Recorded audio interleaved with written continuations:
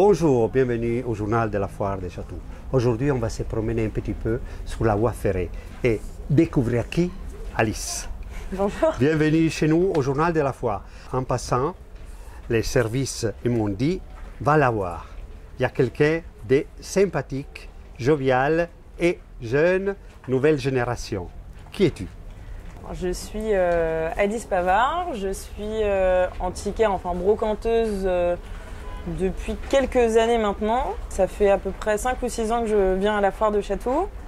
Donc j'ai une boutique en collaboration avec ma maman à Saint-Ouen, au puce de Saint-Ouen. Et donc voilà, je vais avoir 27 ans et j'aime beaucoup ce métier et j'aime surtout beaucoup la foire de Chatou. Comment tu trouves cette foire? Moi, c'est un truc un petit peu marrant. Pour moi, la foire de Chatou, c'est évidemment un événement professionnel hyper important, mais c'est surtout un peu un moment de bonheur. C'est 10 jours, c'est 20 jours de travail, mais on est 10 jours sur place ouverts. C'est un peu comme des vacances où on se retrouve en fait entre professionnels, on partage nos histoires de l'année, on se montre un petit peu ce qu'on a chiné.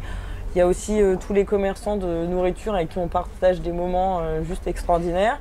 Puis ça nous permet. Moi, je fais de la vente pro-professionnelle et en fait, quand je vais à Chatou, je rencontre des clients particuliers que je vois d'année en année et c'est un vrai moment de bonheur.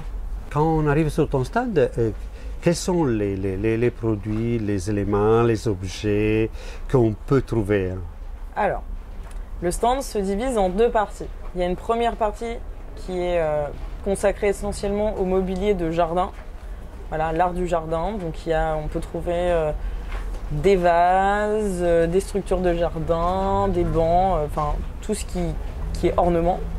Et ensuite, il y a toute une partie bibelot, toujours dans cet extérieur. On présente des choses, voilà, ça peut aller de 10 € à 200-300 €.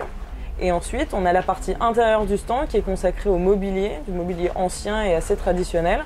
Donc justement, cette spécialité, en quoi consiste, la tienne en particulier? J'ai pas de spécialité, je suis généraliste. Après, tout au long de l'année, je vends à l'exportation, c'est-à-dire beaucoup aux États-Unis.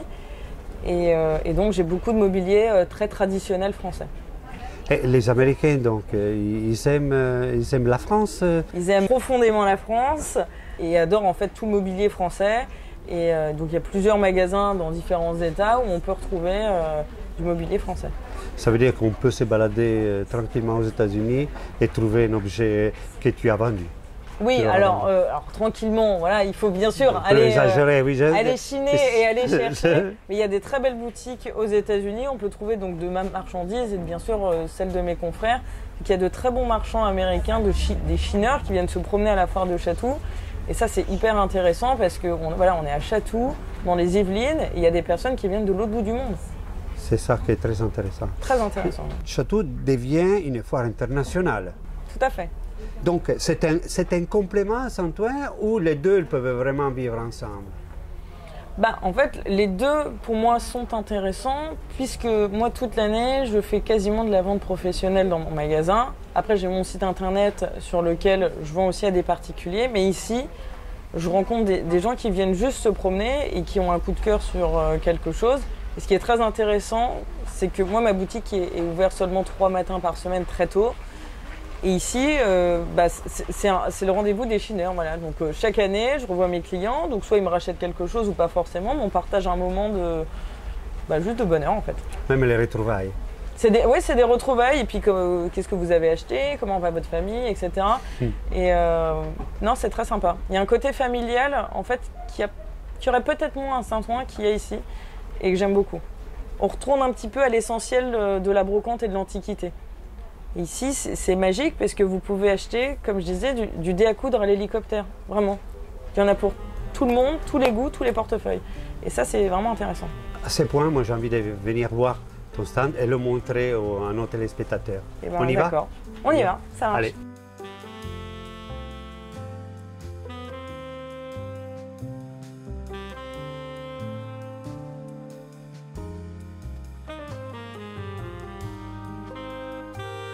Les premiers chineurs qui sont là à l'ouverture le jeudi après-midi puis le vendredi. Et ça, c'est des journées, souvent le début de la foire, moi je trouve qu'il est hyper intéressant parce qu'il y a vraiment des chineurs assidus. Il y en a tout au long de la foire, mais Et les premières journées sont assez agréables. Enfin, en fait, tout au long de la foire, il y a une ambiance différente à chaque jour. Voilà. Là, on arrive, donc effectivement, c'était partie jardin. C'est vraiment très belle, très agréable. Voilà, parce donc ça, c'est la partie jardin. Voilà. Comme je vous expliquais tout à l'heure, on retrouve vraiment des choses assez différentes. Donc des choses classiques comme ça, par exemple, ça c'est des vaches Chambord, des vases Médicis. Il y a cette paire d'aigles en terracotta et la pièce un petit peu marrante. C'est ce banc de jardin qui se met en fait autour d'un arbre. Oui, ou d'un buisson, ou d'une sculpture. On peut imaginer une colonne avec un vase débordant de fleurs. Donc c'est en deux parties. Donc voilà, il y a plein de petites choses pour orner un jardin et ça c'est très sympa. Et puis là, il y a plein de petits objets, voilà, plein de petits bibelots, des petites assiettes comme ça à dessert qui sont juste mignonnes et à des prix très abordables. Donc voici ma maman qui m'a tout appris, Madame Ovette. Les grands chefs, comme on dit. C'est ça. Là, vous avez un lustre de baccarat, et alors, avec la terminaison avec des roseaux tout en bronze, avec comme une fontaine, donc le bronze représente des glaçons. Et puis tout est baccarat, c'est une pièce assez étonnante. Voilà, donc c'est le lustre fontaine de la maison baccarat. Je vous disais, ici, il y a un esprit qui est très traditionnel, peut-être un peu vieille France. C'est très assumé. Donc là, on trouve par exemple une table de ferme avec ses bancs. Alors celle-ci, elle est un petit peu exceptionnelle pour sa petitesse déjà, premièrement. Et il y a les bancs ont été conçus avec. Et ce qu'on peut voir par exemple sur cette table, c'est le montage à clé. Voilà, donc ça, c'est pas de la reproduction, c'est pas des copies. Donc ça, c'est des choses qui sont vraiment originales. Et tous ces objets, tu les trouves comment? Malheureusement, par exemple, il y a des décès, des choses comme ça, les personnes doivent se séparer de choses. Et en fait, grâce à ma maman et grâce, à force de parler, il y a l'effet du bouche à oreille. Et en fait, les personnes ont besoin de vendre les choses. N'en veulent plus parce que soit c'est plus à leur goût ou soit... Donc du coup, avec ma maman, on va acheter, on fait des expertises et on va acheter les choses chez les personnes. Donc suite à des successions. Et puis il y a la Chine aussi, comme je vous expliquais tôt le matin à Saint-Ouen. C'est là où c'est un peu, selon moi, le plus intéressant d'être, comme on dit vulgairement, au cul du camion. Et la marchandise arrive et puis on est avec les collègues et puis en fait c'est le premier qui demande le prix, on négocie un petit peu mais bon il y a les autres derrière et ça c'est vraiment la partie un peu excitante du métier. Oui, parce que tu peux trouver la pièce. Voilà, alors parfois on m'envoie aussi de la marchandise en photo, donc ça c'est la nouvelle génération. Oui. Bon, sur ça, à très bientôt. N'oubliez pas de vous abonner à la chaîne du Journal de la Foire. Chatou, partagez et au revoir. Au revoir et merci beaucoup. Allez, ciao. Au revoir.